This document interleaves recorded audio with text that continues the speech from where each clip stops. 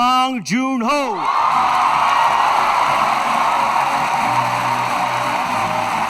This is the second Oscar. Tarantino, Spielberg, Tim Burton. Se tem alguém além dos atores que costumam ser lembrados por determinados filmes, são os diretores. Mas a real é que a maioria das pessoas não sabe direito o que faz o diretor. É certo que o que vemos no produto final é fruto da visão do diretor.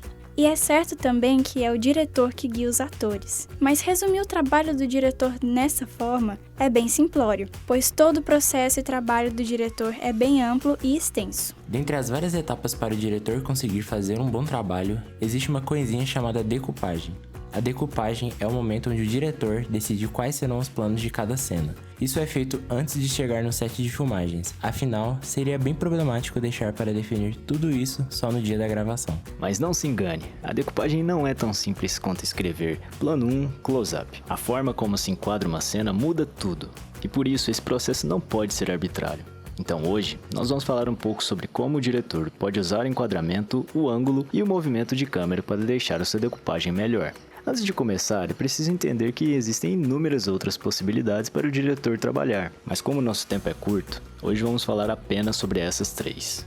E para começar, você primeiro precisa saber o que enquadrar e como enquadrar. Com base no roteiro, o diretor imagina o que vai aparecer na tela. Mas essas não são escolhas aleatórias. O que aparece ou deixa de aparecer na tela faz toda a diferença. Se você esconde o personagem da câmera, quando ele aparecer, o público irá se surpreender.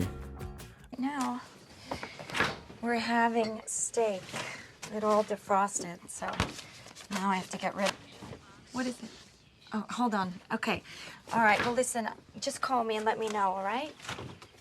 Okay. All right, Nancy. Bye.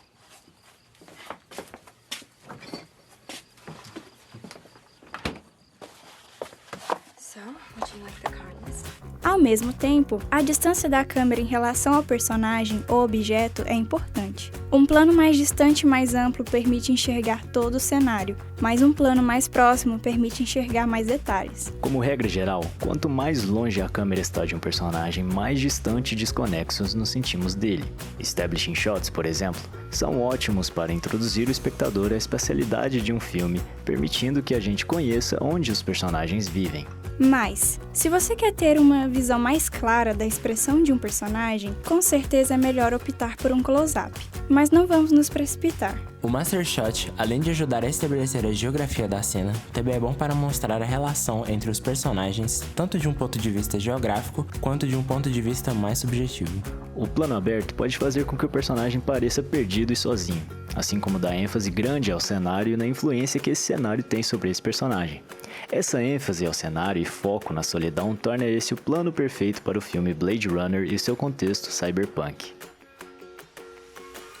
O plano médio é um dos mais versáteis, possibilitando que o espectador consiga mais detalhes do figurino e expressões do personagem, sem sacrificar muito da clareza do cenário, sendo assim, muito bom para cenas de luta, diálogos ou interações em geral entre os personagens. Um dos tipos mais únicos de plano médio é chamado de plano americano, nome dado em referência aos filmes americanos de faroeste, em que, ao invés de mostrar o personagem da cintura para cima, o mostramos de onde o coldre do revólver estaria.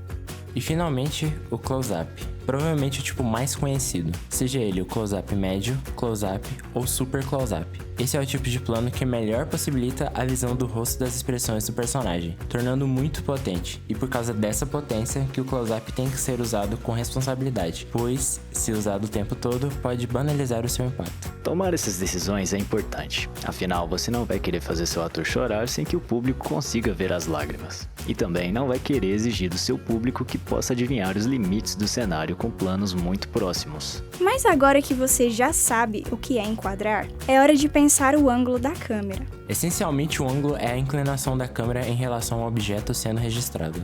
A angulação normal equivale à altura da visão de uma pessoa adulta em pé. O ângulo se torna alto quando a câmera é posicionada acima dessa medida, e se torna baixo quando a câmera é posicionada abaixo dessa medida.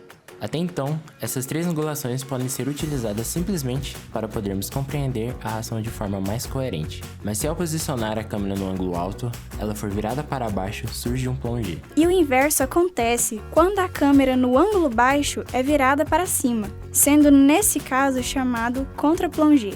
Isso pode ser usado para transferir o ponto de vista para alguém mais baixo ou mais alto.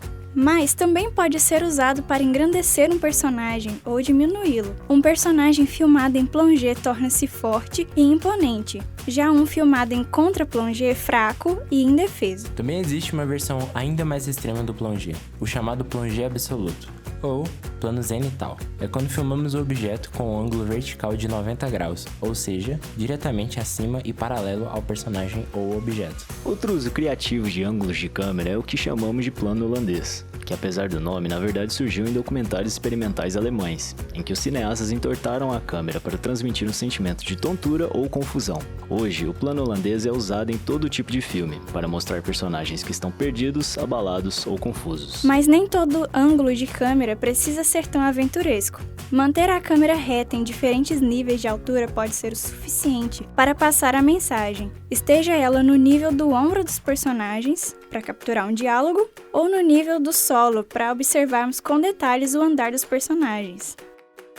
E para finalizar a aula de hoje, vamos falar sobre movimento de câmera. Diretores com uma abordagem mais realista evitam utilizar movimentos de câmera, pois esses podem acabar revelando o filme como um filme. Mas se utilizado corretamente, é possível causar diversos efeitos no público, especialmente se o filme opta por uma abordagem mais formalista. Existem 5 tipos de movimentos de câmera: a panorâmica, o tilt, o traveling, o zoom e o dolly.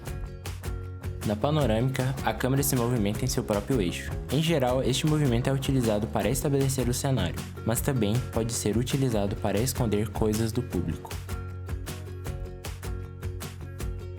O tilt é nada mais do que uma panorâmica com movimento vertical de cima para baixo e vice-versa. Já o traveling é um movimento mais livre. Quando se fala em traveling, geralmente a referência é a um trilho, onde o tripé e a câmera são posicionados para poderem se movimentar. No entanto, o traveling não depende puramente desse trilho. Quando o diretor diz traveling, pode ser no trilho, pode ser na mão, pode ser em um drone. O que importa é que a câmera estará viajando pela locação. Por isso, esse tipo de movimento permite inúmeras possibilidades. Pode ser usado para establishing shots, pode ser usado para fazer um longo plano de sequência, dentre outros. O zoom é aquele que todo mundo conhece. É aquele mesmo zoom que você dá no celular para tirar uma foto. Este nada mais é do que um artifício óptico da lente. O zoom pode ser usado para aproximar-se do personagem, transformando um primeiro plano em um close-up ou em um detalhe. Esse tipo de zoom é chamado de zoom in. Mas também pode ser usado para afastar-se do personagem, transformando o primeiro plano em um plano médio. Esse tipo de zoom é chamado de zoom out. E por fim, temos o dolly. Neste, a câmera se movimenta sobre trilhos para frente ou para trás. E essas são as 3 variáveis com as quais um diretor pode trabalhar. Mas lembre-se, antes de pensar na decupagem, existem outras etapas. Só é possível saber quais escolhas tomar na sua decupagem depois que sua análise dramática e o seu blocking estiverem prontos. Mas isso é conversa para outro dia.